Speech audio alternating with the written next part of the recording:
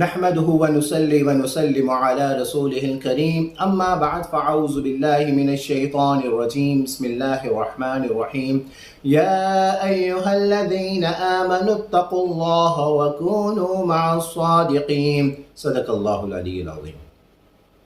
پیارے دوستو، ایک چیز ہے ہر بندہ اس کے پیچھے لگا ہوا ہے، اس کو حاصل کرنا چاہتا ہے۔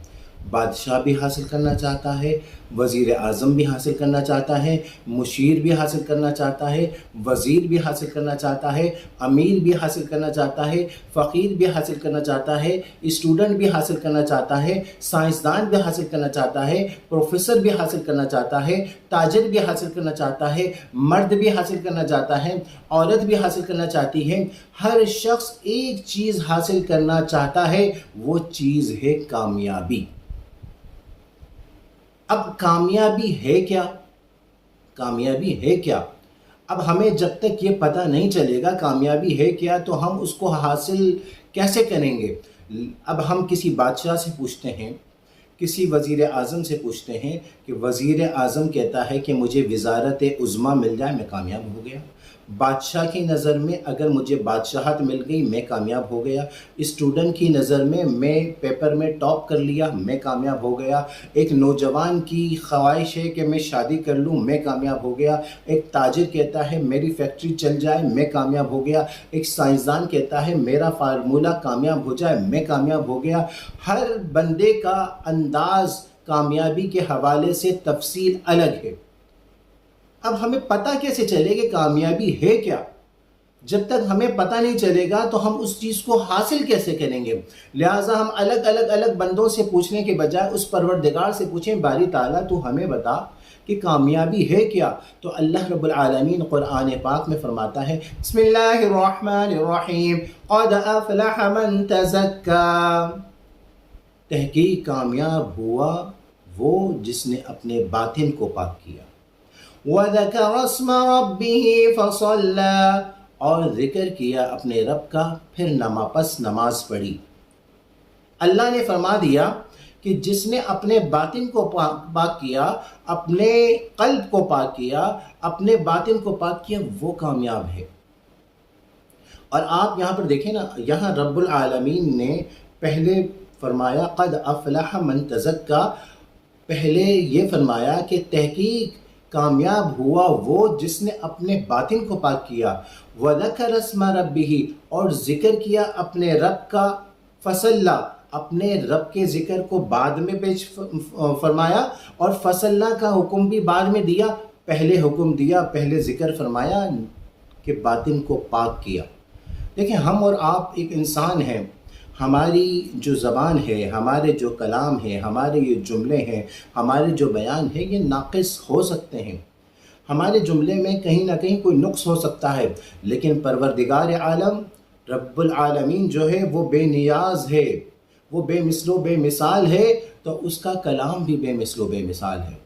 اس نے اپنے کلام میں ترتیب بھی بے مثل و بے مثال رکھی ہے۔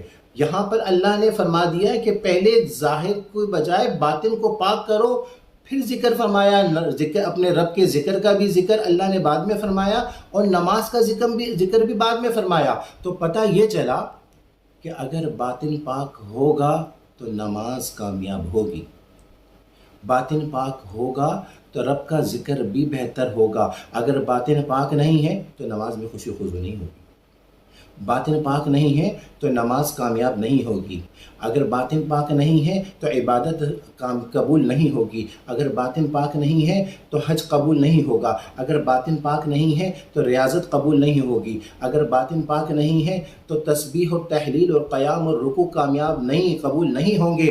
تو پہلے یہ فرمایا قد افلح من تزکا، کہ پہلے اپنے باطن کو، پہلے اپنے قلب کو، پہلے اپنے باطن کو پاک کرو، پھر تمہاری ہر عبادت، ہر نیکی قابل قبول ہے۔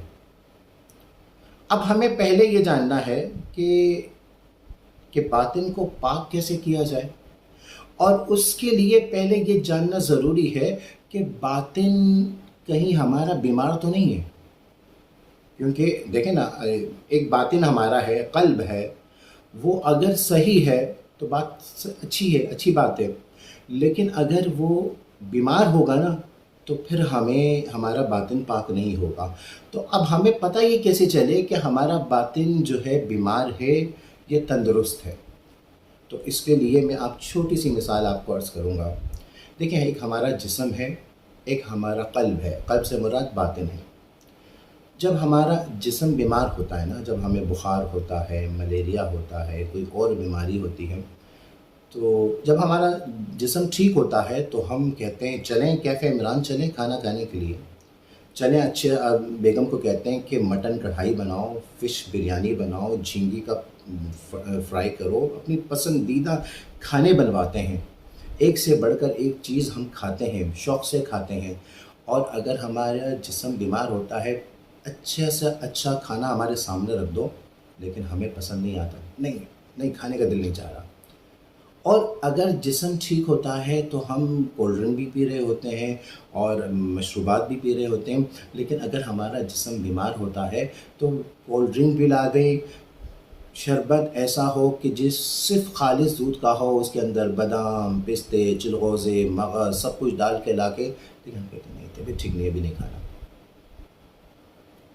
اگر ٹھیک ہوتے ہیں، طبیعت ٹھیک ہوتی ہے تو گھنٹوں بیٹھ کر اپنے دوستوں سے باتیں کرتے ہیں، بیگم سے بات کر رہے ہوتے ہیں، گھر والوں سے بات کر رہے ہوتے ہیں، لیکن جب طبیعت ٹھیک نہیں ہوتی کہتے ہیں یار ابھی ڈسٹرب نہ کرو، طبیعت ٹھیک نہیں ہے۔ اگر طبیعت ٹھیک ہوتی ہے تو ہم کہتے ہیں چلو یار کھانا کھانے کیفے عمران چلتے ہیں، چلو یار بیکک ہوٹل چلتے ہیں، چلو یار ہم کراچی چلتے ہیں، چلو حیدرآباد چلتے ہیں، کھانا کھانے چلتے ہیں، گھومنے پھرنے چلتے ہیں۔ اور اگر طبیعت ٹھیک نہیں ہوتی تو ہم کہتے ہیں یار میرا بھی کوئی طبیعت ٹھیک نہیں ہے، کہیں جانے کا من نہیں ہے، بس مجھے بھی اکیلے چھوڑ دو۔ تو پتہ یہ چلا کہ اگر جسم بیمار ہوتا ہے تو ہمیں کھانا پینا اچھا نہیں لگتا، جسم بیمار ہوتا ہے تو ہمیں کولڈ ڈرنکس اور مشروبات اچھی نہیں لگتی، جسم بیمار ہوتا ہے تو دوستوں سے، بیگم سے، گھر والوں سے بات کرنا اچھا نہیں لگتا، جسم بیمار ہوتا ہے تو گھومنا پھرنا اچھا نہیں لگتا۔ تو یہ ساری علامتیں کیا ہیں؟ جسم کے بیمار ہونے کی ہے۔ اب آئیے، باطن بیمار ہوتا ہے تو میں آپ کو کچھ تفصیل بتاتا ہوں، پھر ہر بندہ اپنے اوپر غور کرے۔ اگر باطن بیمار ہوتا ہے تو نماز میں خشوع و خضوع نہیں ہوتا۔ ہر بندہ غور کرے کہ نماز صرف فارمیلٹی کر رہا ہے یا واقعی نماز ہے کہ اس کے اندر عبادت میں حلاوت ہے، سجدے میں لذت ہے، نماز میں خشوع و خضوع ہے۔ اگر عبادت میں حلاوت نہیں، سجدے میں لذت نہیں، خشوع و خضوع نہیں، تو سمجھ جاؤ باطن بیمار ہے۔ اگر مسجد میں، دینی محفل میں مزہ نہیں آتا، سمجھ جاؤ باطن بیمار ہے۔ اگر بڑوں کا ادب کرنے میں مزہ نہیں آتا، دین کی محفل میں بیٹھنے میں مزہ نہیں آتا، تسبیح و تحلیل پڑھنے میں مزہ نہیں آتا، اگر قرآن پڑھنے میں مزہ نہیں آتا، درود پڑھنے میں مزہ نہیں آتا، دینی محفل میں مزہ نہیں آتا، عبادت و ریاضت میں مزہ نہیں آتا، سمجھ جاؤ باطن بیمار ہے۔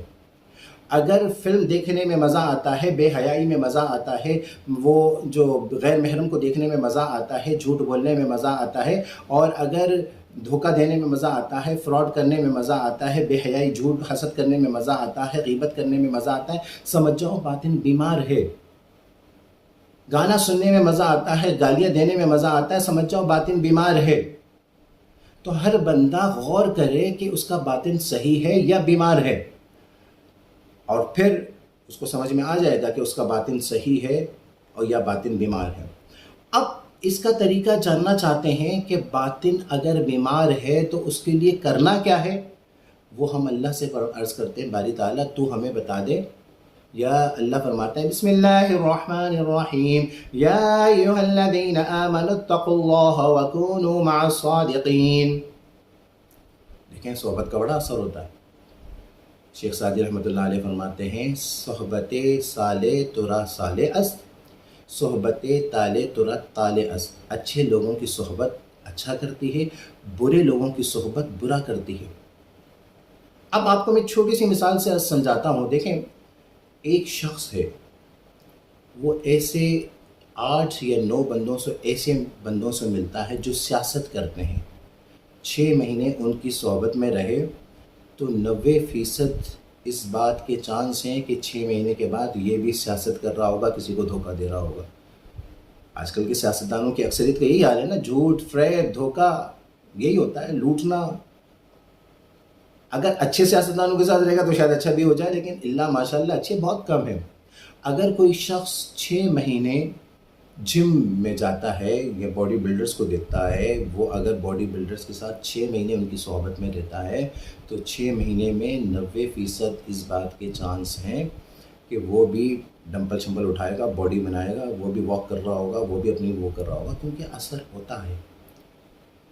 اگر کوئی شخص شراب پینے والا کوئی ایک شخص جو 8-9 بندوں کے ساتھ 6 مہینے شراب پینے والوں کے ساتھ رہے گا، تو اس بات کے 90% اندیشہ ہے کہ وہ بھی 6 مہینے کے بعد اس کے اوپر یہ اثر ہوگا کہ وہ بھی ڈھکن کھول کے شراب پی رہا ہوگا۔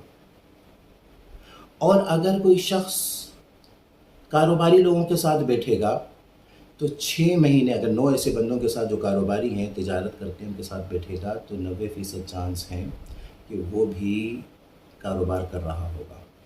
اور اگر کوئی شخص 8-9 ایسے بندے جو بیکار ہیں، جن سندھی میں کہتے ہیں کم ٹکے جو کونے واندگائی منٹ جی کا نہیں، یعنی ٹکے کا کام نہیں ہے، فرصت ایک منٹ کی نہیں ہے۔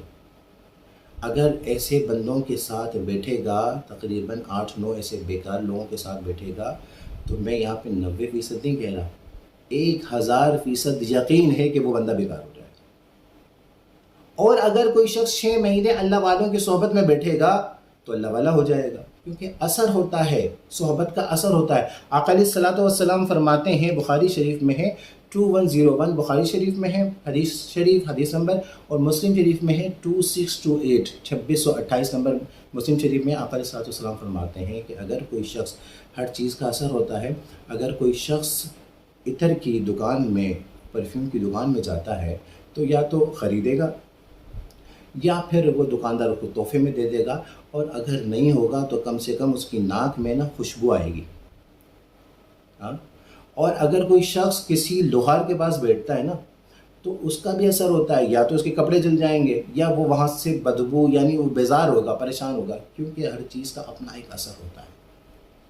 تو اب اگر بندہ یہ چاہتا ہے کہ اپنا باطن پاک ہو تو اللہ والوں کی صحبت اختیار کرے۔ اللہ فرماتے ہیں یا ایھا الذین آمنوا اتقوا اللہ، اے ایمان والو اللہ سے ڈرو، وکونوا مع الصادقین، صادقین کے ساتھ ہو جاؤ۔ جب دعوت حق کے ساتھ جب ہو جاؤ گے تو انشاءاللہ تمہارا بھی بیڑا پار ہو جائے گا، کیونکہ اثر ہوتا ہے۔ دیکھیں دنیا کی چیزوں کا بھی اثر ہوتا ہے۔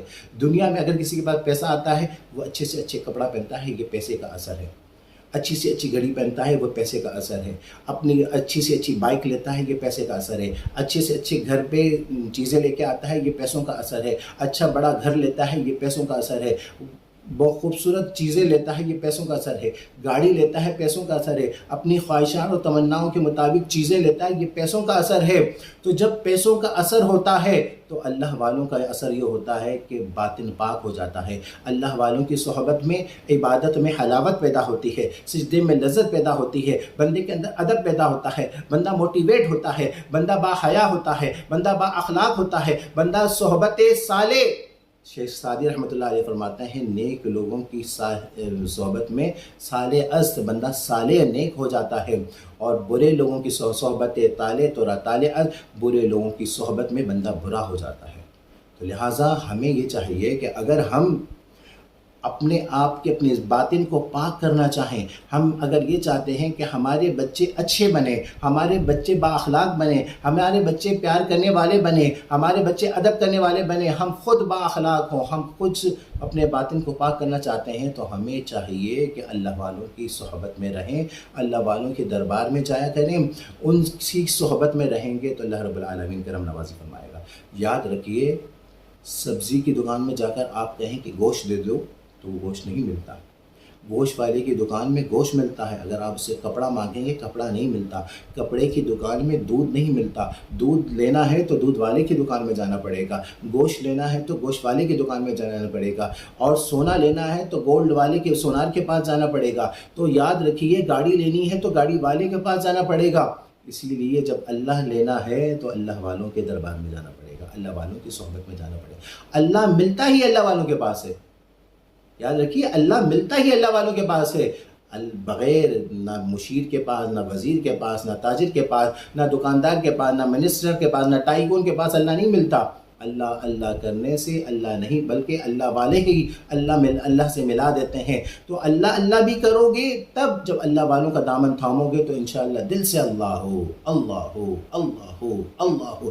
آج بھی میں گارنٹی کے ساتھ عرض کر رہا ہوں، الحمدللہ آج میرے پیر و مرشد سائیں کمبر والے پردہ فرما گئے، لیکن جیسے ہی ابھی میں آپ سے عرض کر رہا ہوں میرے تصور میں میرے مرشد کریم آ رہے ہیں، میرا دل کہہ رہا ہے اللہ ہو اللہ ہو اللہ ہو اللہ ہو۔ یہ کیا ہے؟ اثر ہے، یہ اللہ والوں کا اثر ہوتا ہے۔ تو اللہ رب العالمین سے دعا ہے کہ اللہ رب العالمین ہمارا ظاہر بھی پاک فرمائے، ہمارا باطن بھی پاک فرمائے، ہماری جلوت بھی پاک فرمائے، ہماری خلوت بھی پاک فرمائے، ہماری زبان بھی پاک فرمائے، ہمارے خیالات بھی پاک فرمائے، ہماری دنیا بھی پاک ہو۔ جب دنیا پاک ہوگی تو انشاءاللہ آخرت بھی نور علی نور ہوگی۔ وآخر دعوانا الحمد